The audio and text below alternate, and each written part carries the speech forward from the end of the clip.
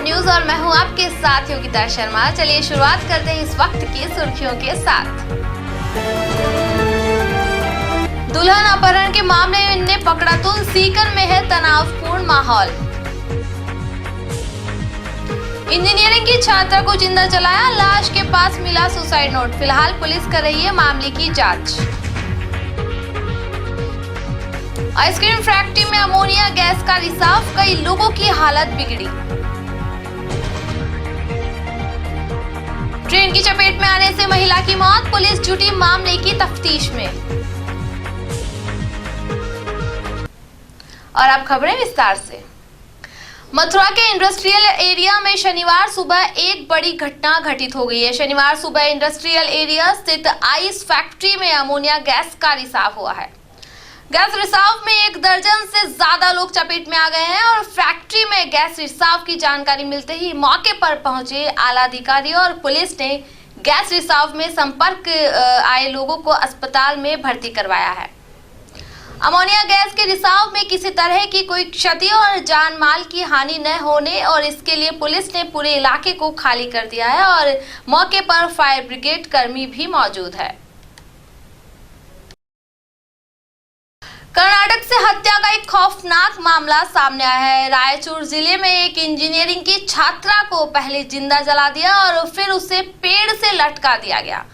Police को युवती की अर्ध जली लाश पेड़ से लटकी बरामद हुई है। लाश के पास से एक सुसाइड नोट भी मिला था, लेकिन प्रारंभिक जांच में ही यह खुलासा हो गया कि मामला हत्या का ही है। कुछ लोगों का आरोप है कि मधु की हत्या करने से पहले उसका बलात्कार भी किया गया है और मामला सोशल मीडिया पर काफी तेजी से वायरल हो रहा है और लोगों ने मधु की मौत को लेकर खासा रोष भी जाहिर किया है।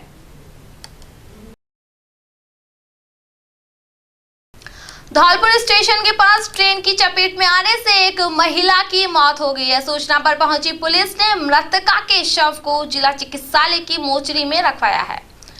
प्रथम दृष्टया पुलिस मामले को आत्महत्या से जोड़कर देख रही है, जिसके चलते उपखंड अधिकारी को मामले की सूचना देकर मौके पर बुलाया गया है और वहीं पुलिस स्थानीय लोगों से पूछताछ भी कर रही है और फिलहाल पुलिस मामले की जांच में तफ्तीश से जुट गई है।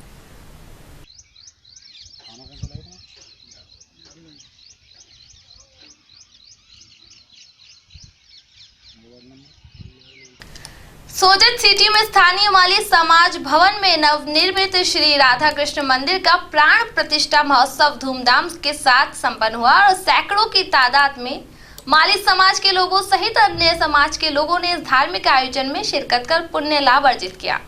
वहीं यज्ञ के आचार्य राम दुलारे उपाध्याय, पंडित राजेश उपाध्याय के द्वारा वैदिक मंत्रोच्चार के साथ यजमानों को आहुतियां दिलवाई गई। इस अवसर पर नारायण लाल टांक, गोवर्धन लाल टांक, किशन टांक, तुलसीराम, सोहन लाल टांक, रामचंद्र टांक, लक्ष्मण राम टांक और पदम चंद्र टांक मौजूद रहे।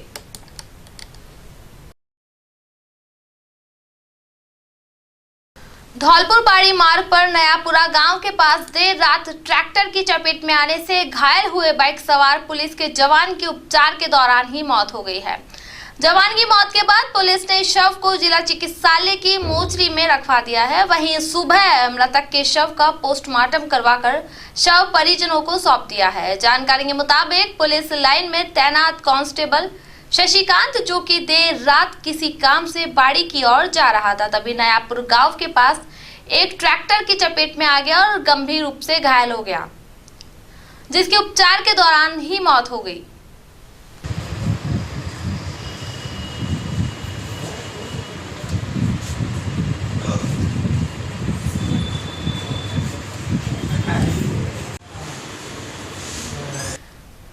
पाली लोकसभा क्षेत्र से भाजपा प्रत्याशी पीपी चौधरी के समर्थन में भेड़ सामराओ और एकलखोरी, चराई आदि दर्जनों गांव में चुनावी जनसभा का आयोजन किया गया। सभा के दौरान चौधरी ने ग्रामीणों को संबोधित करते हुए कहा कि केंद्र की भाजपा सरकार ने संकल्प पत्र में जो वादे किए हैं उन पर सरकार पूर्णतया खरी उतरी है।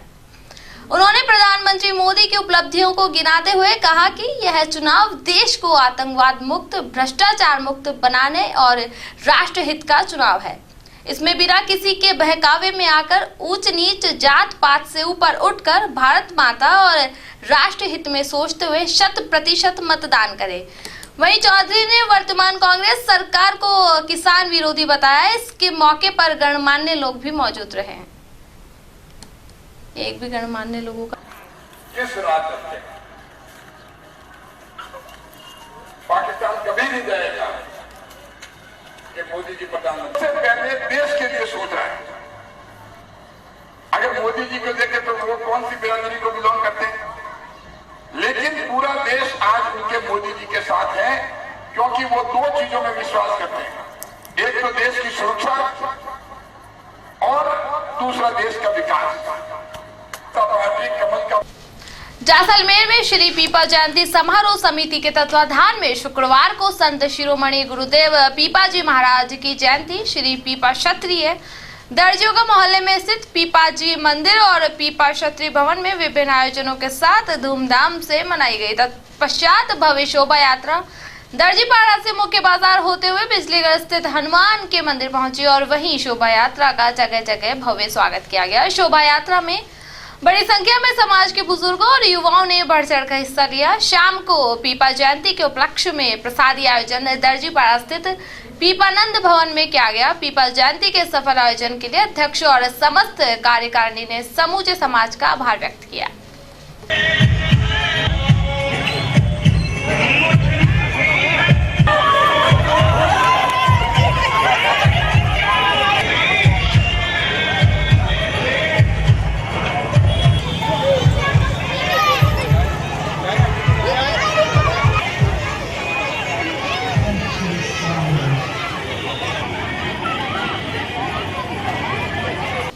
राजस्थान के सबसे अमीर और अजमेर लोकसभा सीट से कांग्रेस प्रत्याशी रिजू झुनझुनवाला जगह जगह जनसंपर्क कर वोट मांग रहे हैं और तो वहीं दरगाह और मंदिरों में जाकर भी भगवान से अपनी जीत की दुआएं मांग रहे हैं। रिजू झुनझुनवाला आज अजमेर के नसीराबाद विधानसभा के गांव जिलावड़ा पहुंचे, जहां उन्हें जनसंपर्क के दौरान दरगाह दिखाई दी और उन्होंने दरगाह में जाकर चादर चढ़ाई। इसके साथ ही अपनी जीत की दुआ भी मांगी और अजमेर शहर के प्राचीन बजरंगगढ़ बालाजी मंदिर पहुंचे और हनुमान जयंती के मौके पर बालाजी की पूजा अर्चना की। मंदिरों में पूजा अर्चना के बाद झुनझुनवाला ने कहा कि जनता का उन्हें समर्थन मिल रहा है।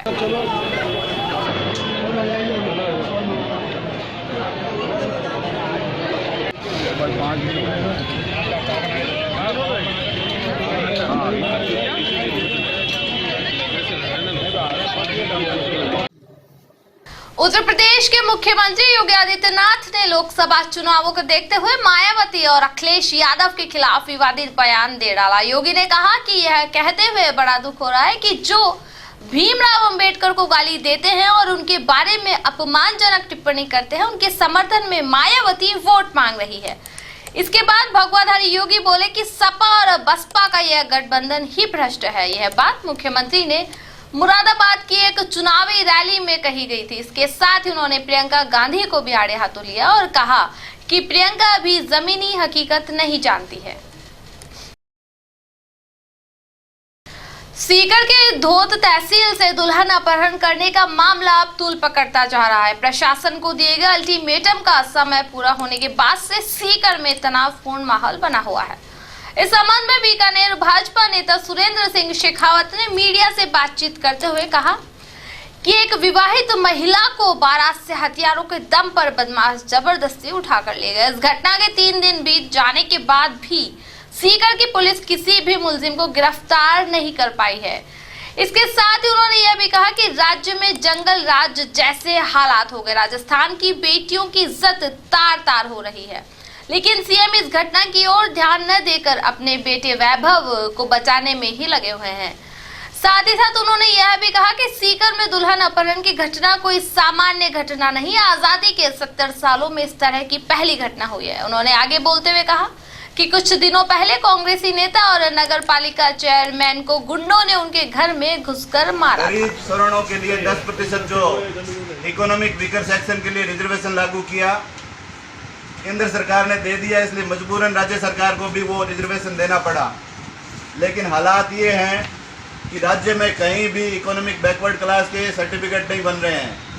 बीकानेर का उदाहरण आपको देना चाहूंगा कि 126 नौजवानों ने अप्लाई किया, जिसमें से केवल 2 लोगों के सर्टिफिकेट बने हैं। वैशाली नगर में लोकसभा चुनावों को लेकर अजमेर पुलिस द्वारा अजमेर में सभी गाड़ियों की जांच कर सर्च अभियान चलाया जा रहा है। अजमेर वैशाली नगर में लोकसभा चुनाव को लेकर आदर्श आचार संहिता की पालना जिला निर्वाचन अधिकारी के निर्देशानुसार गठित एफएसटी के प्रभारी डॉक्टर दिनेश चंद्र के नेतृत्व में पुलिस के हवलदार सुखपाल सिंह, सिपाही धर्मेंद्र, विनोद और सज्जन सिंह ने वाहनों की जांच की ताकि निर्वाचकों के प्रलोभन के लिए नकदी, उपहार वस्तुएं, मदिरा या मुफ्त भोजन का वितरण अथवा डराने और धमकाने के द्वारा निर्वाचकों को भयभीत करने के लिए धन, शक्ति और बाहुबल का इस्तेमाल न हो सके।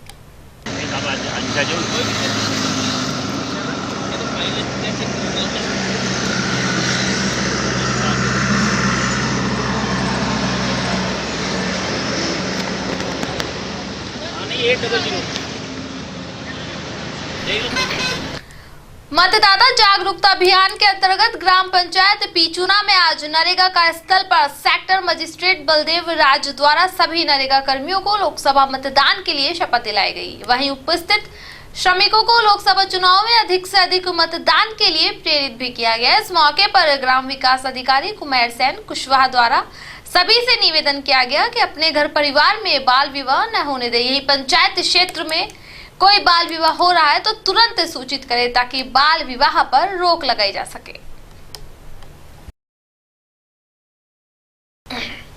फिलहाल इस बुलेटिन में इतना ही। ताजा तरीन खबरों के लिए देखते रहिए सत्यमेव न्यूज, हमेशा सच के साथ।